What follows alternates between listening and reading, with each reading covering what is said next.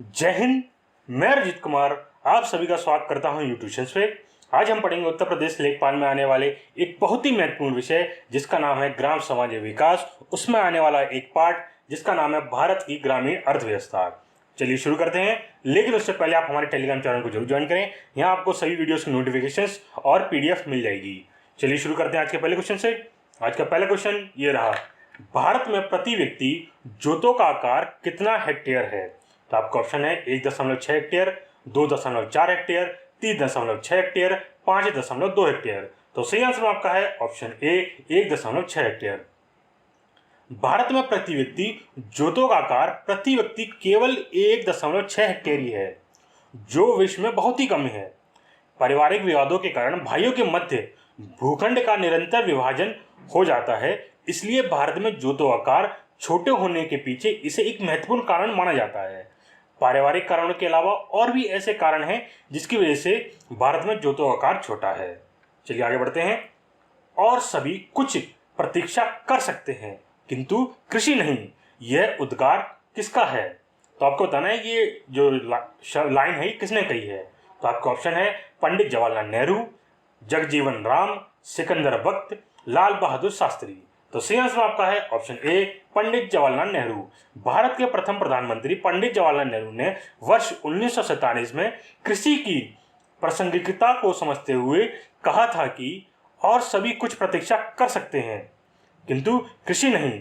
कृषि कार्य के लिए विशेष मौसम की महत्वपूर्ण भूमिका होती है, इसलिए मौसम के अनुरूप ही कृषि कार्य का संचालन किया जाता है। चलिए आगे बढ़ते हैं। वर्तमान समय में रोजगार करने में कृषि का कितना योगदान है? तो आपका ऑप्शन है लगभग 35%, लगभग 47%, लगभग 57%, लगभग 65%। तो सही आंसर आपका है ऑप्शन सी लगभग 57%। वर्तमान में भारत में 57% लोग कृषि कार्य में संलग्न है। भारत एक कृषि प्रधान देश है। भारत कृषि की एक मुख्य विशेषता है कि इस क्षेत्र में अधिक लोग रोजगार प्राप्त करते हैं, परंतु वास्तव में जनसंख्या का एक बहुत बड़ा हिस्सा छिपी हुई बेरोजगारी के अंतर्गत आता है। भारत में ग्रामीण क्षेत्र में छिपी हुई बेरोजगारी की समस्या अधिक चुनौतीपूर्ण है। कृषि क्षेत्र में संलग्न एक बहुत बड़ी जनसंख्या भले ही रोजगार की श्रेणी के अंतर्गत आती है, परंतु उत्पादन कार्य में इनकी भूमिका शून्य होती है। चलिए आगे बढ़ते हैं। भारत में राष्ट्रीय बीज निगम की स्थापना कब की गई थी? तो आपका ऑप्शन है वर्ष 1960 में, वर्ष 1963 में, वर्ष 1967 में, वर्ष 1959 में। तो सही आंसर आपका है ऑप्शन बी 1963। बीज, सिंचाई, कृषि यंत्र ये सभी कृषि आगत हैं। इसके अलावा उर्वरक को भी कृषि आगत की श्रेणी में रखा जाता है। कृषि आगत ऐसे साधन हैं जिसका उपयोग कृषि उत्पादन कार्यों में किया जाता है। इसके अभाव में कृषि कार्य को सफल बनाना संभव नहीं है। अंततः बीज को विकसित करने हेतु वर्ष 1963 में राष्ट्रीय बीज निगम का गठन किया गया था। चलिए आगे बढ़ते हैं। प्रायोगिक बीज फसल योजना की शुरुआत किस फसल मौसम में हुई थी? तो आपका ऑप्शन है रबी मौसम, खरीफ मौसम, जायद मौसम, इनमें से कोई नहीं। तो सही आंसर आपका है ऑप्शन बी खरीफ मौसम। प्रायोगिक बीज फसल योजना खरीफ मौसम के साथ प्रारंभ हुई थी। खरीफ मौसम के दौरान चावल, मूंगफली और मूंग फसलों की बुआई की जाती है। इन फसलों की बुआई जुलाई से अगस्त माह में की जाती है। चलिए आगे बढ़ते हैं। वर्तमान में देश की समूची सिंचाई क्षमता का कितना प्रतिशत उपयोग में लिया जाता है? तो आपका ऑप्शन है 86.1%, 87.2%, 88.3%, 89.4%। तो सही आंसर आपका है ऑप्शन डी 89.4%। क्षमता के आधार पर सिंचाई योजना को 3 भागों में विभाजित किया जाता है। बृहत सिंचाई योजना के अंतर्गत 10,000 हेक्टेयर से अधिक कृषि भूभाग की सिंचाई की जाती है। लघु सिंचाई योजना के अंतर्गत 2,000 हेक्टेयर तक की भूमि सिंचाई की जाती है और मध्य सिंचाई योजना के तहत 2000 हेक्टेयर से अधिक परंतु 10,000 हेक्टेयर से कम भूमि की सिंचाई की जाती है। वर्तमान में देश की समूची सिंचाई क्षमता का अनुपात 79.4% है। सॉरी 89.4% है, 79 नहीं है, 89 है, ये गलती हो गई है। चलिए आगे बढ़ते हैं। भारत में लगभग 90% सिंचाई क्षेत्र किसके अंतर्गत है? तो आपका ऑप्शन है बॉर्डर प्रणाली, चेक बेसिन, स्प्रिंकलर, सतही सिंचाई। तो सही आंसर आपका है ऑप्शन डी, सतही सिंचाई।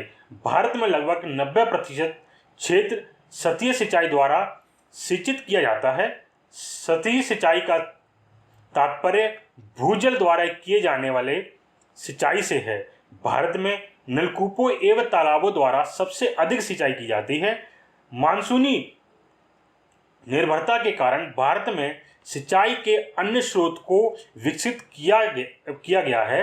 भारत में बहुप्रचलित सिंचाई स्रोत ट्यूबवेल है। इसके मध्य से करीब 45% भूमि पर सिंचाई की जाती है। चलिए आगे बढ़ते हैं। सिंचाई में जल प्रयोग की कुशल मितव्यतिया के अनुसार कौन सी प्रणाली श्रेष्ठकर है? तो आपका ऑप्शन है स्प्रिंकलर प्रणाली, ड्रिप प्रणाली, फरो प्रणाली, चेक बेसिन प्रणाली। तो सही आंसर आपका है ऑप्शन बी, ड्रिप प्रणाली।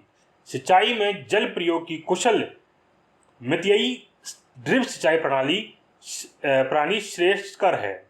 इस प्रणाली की खोज सर्वप्रथम इजराइल में की गई थी। इसमें 75% तक जल की बचत होती है। इस प्रणाली में जल की मात्रा सीधे जड़ तक पहुंचती है। उष्ण कटिबंधीय शुष्क प्रदेशों के लिए यह प्रणाली अधिक कारगर मानी जाती है। चलिए आगे बढ़ते हैं। एनपीके मतलब क्या होता है इसका? एनपीके का नाइट्रोजन, फास्फोरस, पोटेशियम के किस अनुपातिक प्रयोग की संस्तुति की गई है? तो आपके ऑप्शन है 6:3:1, 4:2:1, 4:3:1, 4:2:2। तो सही आंसर आपका है ऑप्शन बी, 4:2:1। भारत में नाइट्रोजन, फास्फोरस, पोटेशियम का मानक अनुपात 4:2:1 है। इस अनुपात को कृषि के लिए उपयुक्त माना जाता है। चलिए आगे बढ़ते हैं।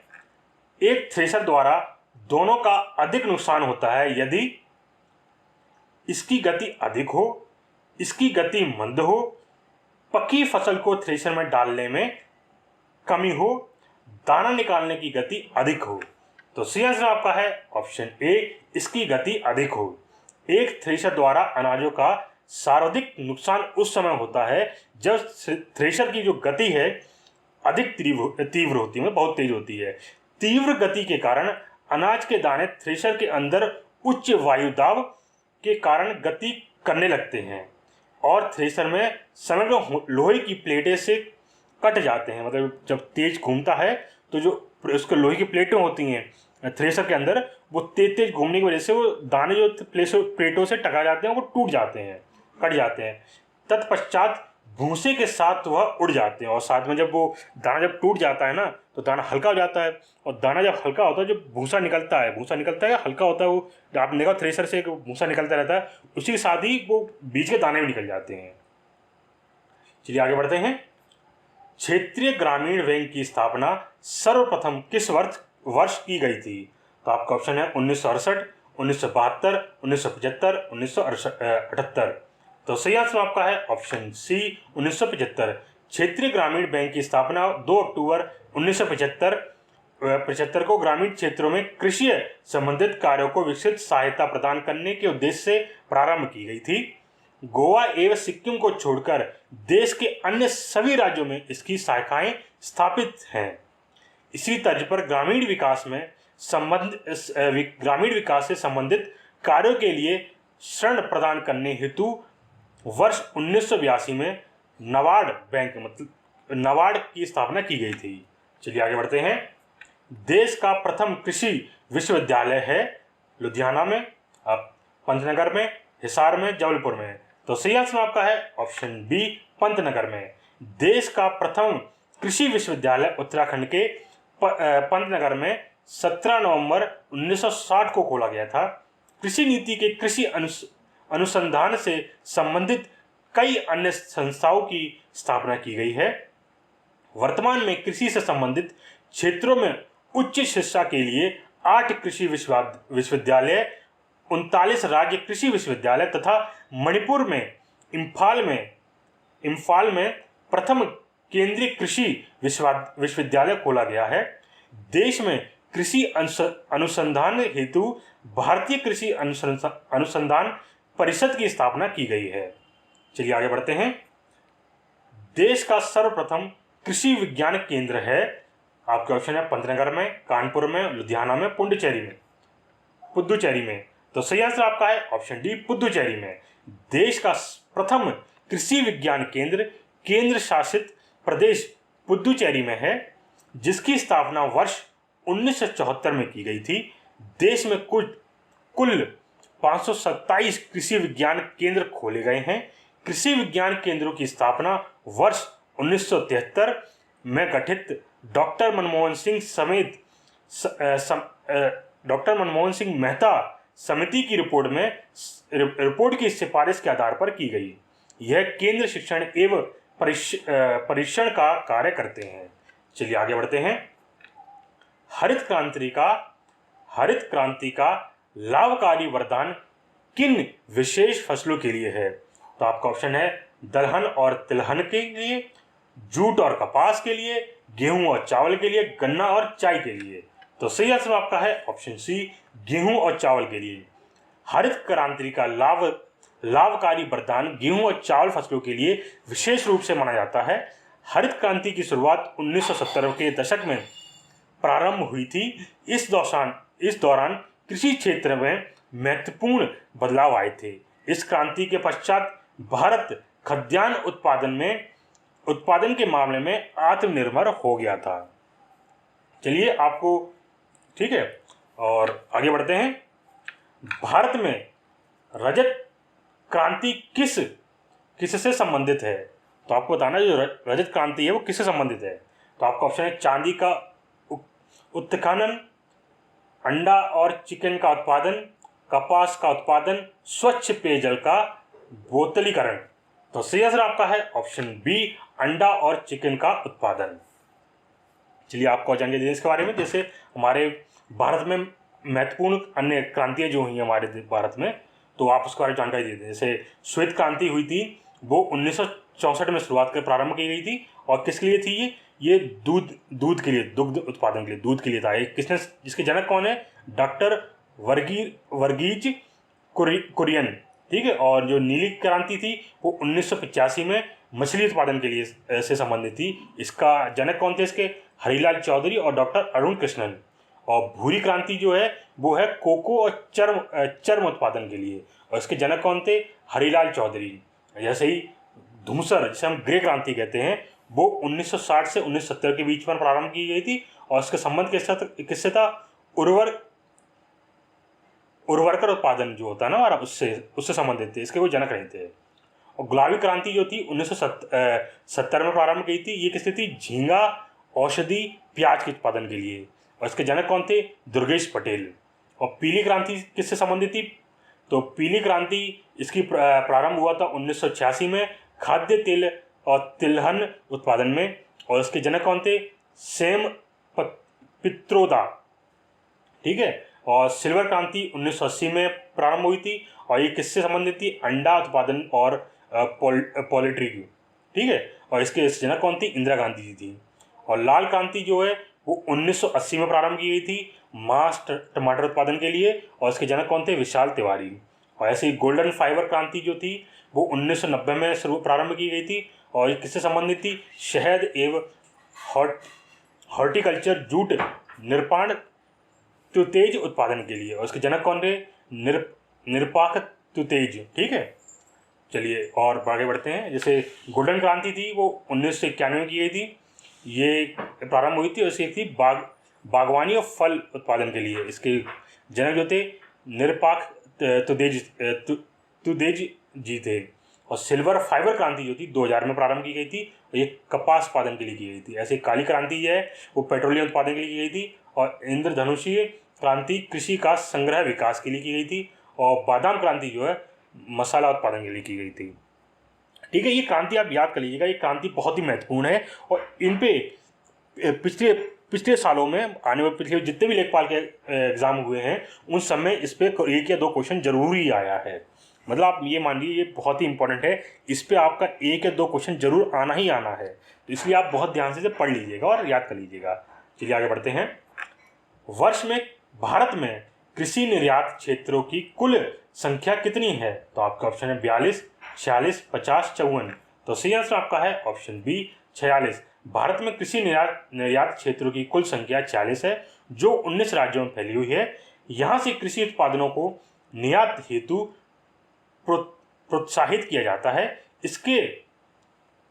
इसके मद्देनजर मध्य प्रदेश में बीज मसाला निर्यात क्षेत्र में स्थापित किया गया है।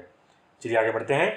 सहकारी खेती किस प्रकार की समस्या का स्थायी समाधान है?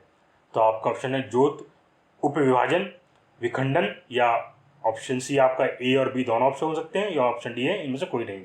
तो सही आंसर आपका है ऑप्शन सी, ए और बी दोनों।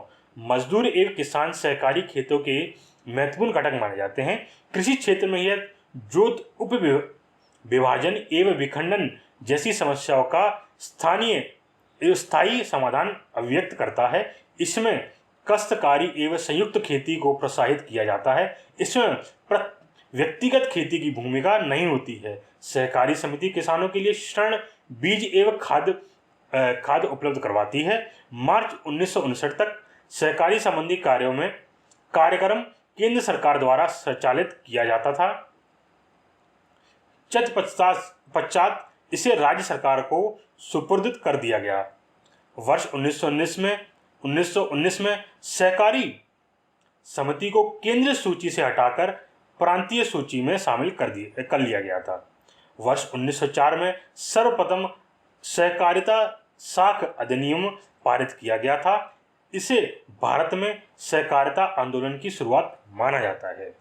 चलिए आगे बढ़ते हैं। ये क्वेश्चन बहुत इंपॉर्टेंट है, याद कर लीजिएगा, और इस पे आपको मतलब 1 या 2 क्वेश्चन इसी बेस पे मिलेंगे आपको, याद रखिएगा। ये क्वेश्चन बहुत ही महत्वपूर्ण है और इससे आपको 1 के क्वेश्चन जरूर आएगा आपका।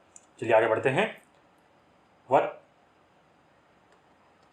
त्वरित चारा विकास कार्यक्रम किस वर्ष प्रारंभ किया गया था? तो आपका ऑप्शन है 2010 से 11 में, 2011 से 12 में, 2012 से 13 में, 2014 से 15 में।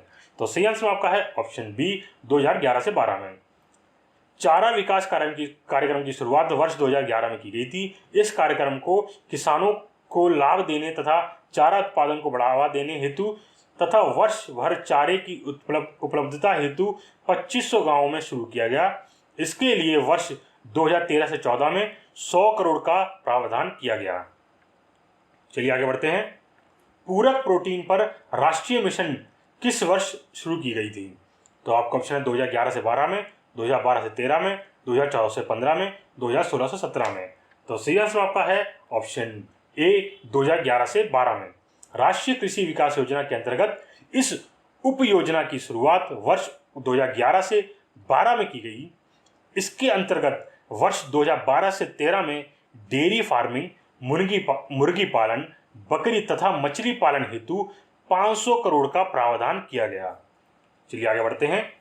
सूखे की संभावना वाले क्षेत्रों में सूखा आश्रित क्षेत्र कार्यक्रम राष्ट्रीय स्तर पर किस वर्ष शुरू किया गया था? तो आपका ऑप्शन है 1959, 1973, 1978, 1999। तो सही आंसर आपका है ऑप्शन बी 1973। सूखे की संभावना वाले क्षेत्रों में सूखा आश्रित क्षेत्र कार्यक्रम की शुरुआत वर्ष 1973 में राष्ट्रीय स्तर पर शुरू की गई थी।